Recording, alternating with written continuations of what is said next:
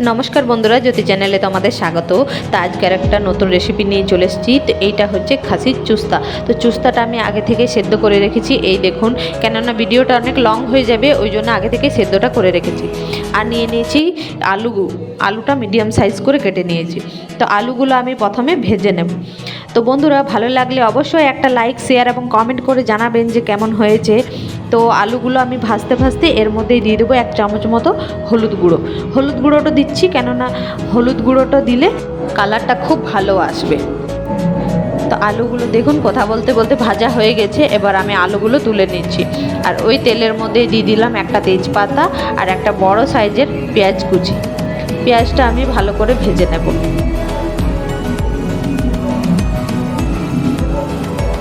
পেঁয়াজটা ভাজতে ভাজতে এর যখন কালারটা চেঞ্জ হয়ে যাবে, তো এর মধ্যে দিয়ে দেবো আমি সেদ্ধ করে রাখা চুস্তা। তারপর এটাও বেশ খানিকক্ষণ আমি ভাজবো।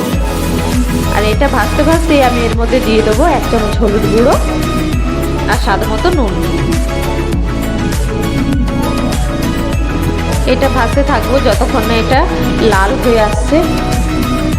তো কিছুক্ষণ ভাজা হয়ে গেছে। এবার আমি এর মধ্যে দিয়ে দিলাম 1 চামচ কাশ্মীরি লাল লঙ্কার গুঁড়ো, 1 চামচ ঝাল লাল লঙ্কার গুঁড়ো, আর 1.5 চামচ মতো জিরের গুঁড়ো, আর দিয়ে দিলাম আদা রসুন বাটা 2 চামচ মতো, আর একটু সামান্য জল।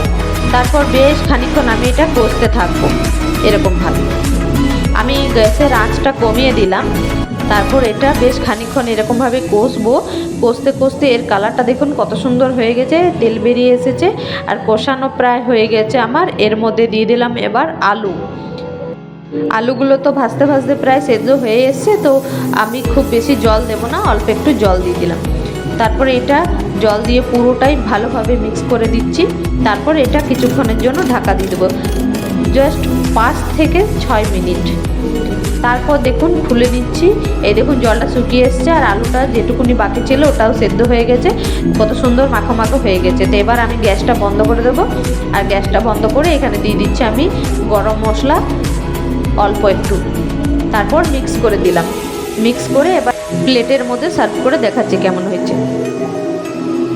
এই দেখুন বন্ধুরা কত সুন্দর মাখো মাখো হয়েছে, কালারটাও খুব সুন্দর হয়েছে। তো বন্ধুরা, বাড়িতে আপনারাও অবশ্যই ট্রাই করে দেখবেন। আর ভালো লাগলে অবশ্যই একটা লাইক, শেয়ার এবং কমেন্ট করে জানাবেন যে কেমন হয়েছে। তো আজকের মতো ভিডিওটা এখানেই বন্ধ করছি। সবাই ভালো থেকো, সুস্থ থেকো এবং টাটা।